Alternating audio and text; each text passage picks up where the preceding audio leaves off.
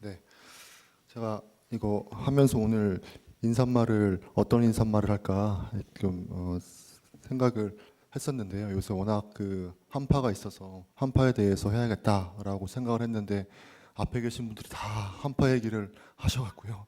제가 특별히 뭐 할 말이 없습니다. 근데 진짜 정말 그냥 춥다라는 말로는 안 되는 정말로 혹한의 추위입니다 요새. 그래서 저는 조금 생소하실 수도 있겠습니다. 방사선 수술에 대해서 얘기를 할 거고요. 영어로 하면 뭐 줄여서 SRS라고도 합니다. 목차는 일단은 어떤 건지에 대해서 설명을 하도록 하고요. 어떤 점들이 있는지 하고 효과 설명하고 언제 하는지 말씀드리고 지금 현재 우리 병원에서 시행하고 있는 현황에 대해서 얘기를 하도록 하겠습니다.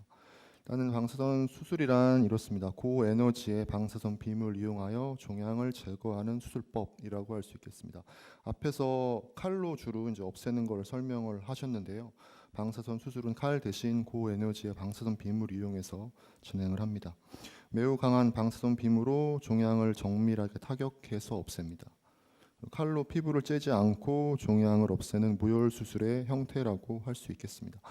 이해를 좀 더 편하게 하기 위해서 그림을 제가 주로 설명드리겠습니다. 이 슬라이드는 제가 의과대학 학생 때 항상 학생들한테 설명을 하는 건데요. 보시다시피 뭔가 총을 대고 뭔가를 잘 보고 쏘려고 하고 있습니다.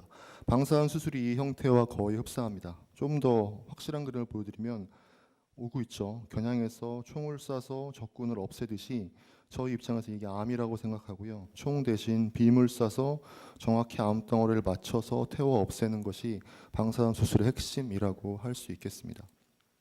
실제는 이렇습니다. 누워 있고요. 폐암이 여기 있으면 방사선 빔을 쏴서 정확하게 종양을 맞춰서 없앱니다. 이런 식으로 맞춰서 없애고 있습니다. 그래서 수술 시간은 보통 한 1시간에서 2시간 정도 소요를 하는데 환자는 그동안 계속 숨을 쉽니다. 숨을 쉬면 폐가 위아래 앞뒤로 보통 1 내지 2cm 정도 움직입니다. 뭐 상식적인 얘기인데 가만히 있어야 정확하게 쏘기가 쉽고 움직이면 정확하게 쏘기가 어렵습니다. 그래서 움직이지 않는 게 좋은데 환자 숨을 안 쉬게 할 수는 없으니까요. 숨은 쉬게 하되 어떤 식으로 움직이는지 대략 우리가 예측을 하고 파악을 할 수 있으면 어느 정도 잘 쏠 수가 있습니다. 그래서 환자가 누워 있으면 카메라 2대로 환자가 숨을 쉴 때 종양이 어떻게 움직이는지 대략적으로 파악을 하고 그 움직임을 예측한 다음에 빔이 엉뚱한 데로 안 가도록 정확하게 빔을 이렇게 합니다. 실제 수술할 때는 빔을 한 방향에서만 쏘진 않고요. 여러 방향에서 쏘고 그렇게 하는 이유는 종양만 정확하게 없애고 주변에 있는 정상 조직의 손상을 최소화하기 위해서 한 방향이 아니라 여러 곳에서 빔을 쏩니다. 실제 수술 사진인데 종양이 여기 있고요. 빔을 이렇게 쏴서 수술을 했는데 조금 더 정확하게 종양을 치고 주변에 있는 정상 구조물을 최소화하기 위해서 항상 애를 씁니다. 그래서 이 환자의 경우는 이제 빔을 쪼개서 쏠 수가 있거든요. 이렇게 좀 굵은 빔으로 빔을 쐈는데 이걸 빔을 쪼개서 쏘는 방법으로 쏘게 되면 이렇게 조금 더 빔을 얇게 쏠 수 있고 이게 심장이고 이게 식도고 이게 척수신경인데 왼쪽에 비해서 심장과 식도와 척수신경을 최대한 보호하면서 종양을 없애는 식으로 시행을 할 수 있습니다. 두 번째 그림 역시 여기에 종양이 있고 굵은 빔으로 두 군데에서 빔을 쏴서 이렇게 시행을 할 수도 있지만 이거는 앞에 거랑 좀 틀린데요. 세 방향에서 빔을 쏘되 이 빔은 여기서부터 여기까지, 이 빔은 여기서부터 여기까지, 이 빔은 여기서부터 여기까지 움직이면서 이제 빔을 쏜 겁니다. 즉 앞에 방식은 방향을 잡고 빔을 쏩니다. 그리고 다시 방향을 바꿔서 또 빔을 쏘고 방향을 바꿔서 빔을 쏘는 건데 이 방법은 움직이면서 계속 빔을 그냥 쏘는 겁니다.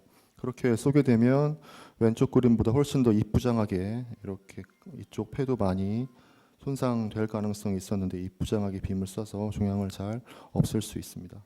네, 그래서 이런 방식으로 수술을 진행하고요. 그럼 방사선 수술의 이점이 어떤 게 있을까? 일단은 피부를 절개하지 않습니다. 그렇기 때문에 아프지 않고요. 피가 안 납니다. 그리고 마취를 할 필요가 없고요.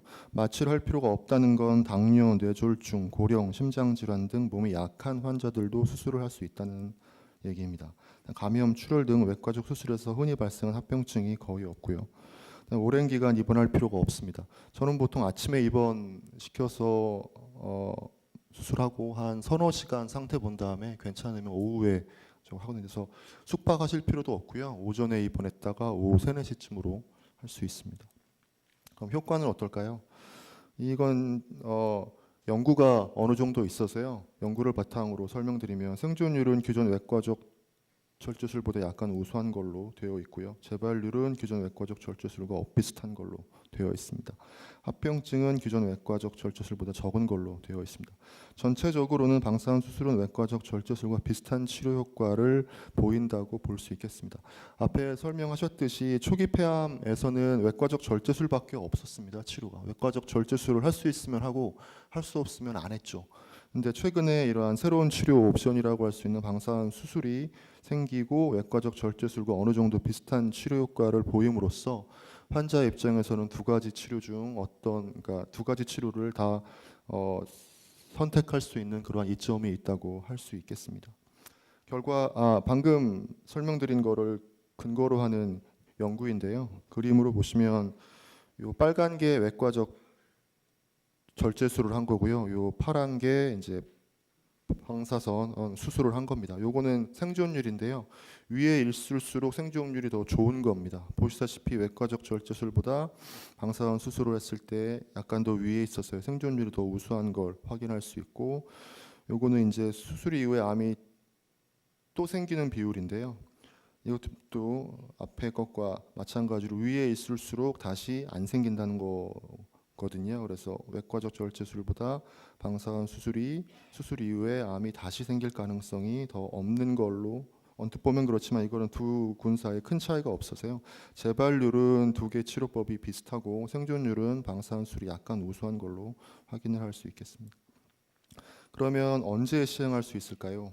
보통 1기 폐암일 때 시행하고요. 모든 폐암일 때 다 시행하면 물론 좋을 텐데 아직까지는 그렇지 못합니다. 1기 폐암이라 하면 종양의 크기가 5cm 이하인 걸 말하고 임파절 전이가 없는 걸 말합니다. 임파절 전이란 건 앞에 여러분이 설명을 하셨고, 쉽게 말해서 암덩어리만 딱 있는 상태고 주변으로 퍼지지 않고 그 암덩어리가 5cm 이하일 때 방사선 수술을 시행할 수 있다라고 생각을 할 수 있겠습니다. 개인적으로 저는 6.5cm까지 시행해 본 적은 있긴 한데요. 일반적으로는 5cm 이하일 경우에 시행할 수 있습니다. 마지막인데요. 우리 병원에서 그럼 어떤 식으로 시행했는지 설명드리면, 우리는 2015년부터 수술을 시행했습니다. 방사선 수술을 안 하는 병원도 꽤 있습니다. 뭐 지금 환자분들은 뭐 모든 병원에서 다 하는 거라고 생각할 수도 있겠지만, 이름만 대도 알만한 병원임에도 불구하고 방사선 수술을 시행하지 않는 병원도 꽤 있고요. 하려면 시스템도 어느 정도 구축을 해야 되고 의료진 훈련도 필요하고 하기 때문에요. 뭐 하고 싶다고 다 하는 건 아닙니다. 어차피 우리 병원은 2015년부터 비교적 이른 시기부터 시행을 해서 총 30건 정도를 시행을 했고요. 두명 재발에서 재발률은 6.6%입니다. 타 병원 재발률 보고를 보면 적게 보고하는 병원은 10% 정도 보고하고 있고요. 많게 보고하는 병원은 20% 정도 보고를 하고 있는 걸 감안하면 우리는 6.6%이기 때문에 타 병원보다 재발률이 적다라고 생각할 수 있겠습니다. 사망 환자는 아직까지 없어서 생존율은 100%입니다. 이렇게 타 병원보다 더 좋은 결과를 보일 수 있는 이유는 폐암 진료팀이 유기적으로 협력하여 최적의 치료를 시행하고 있기 때문입니다.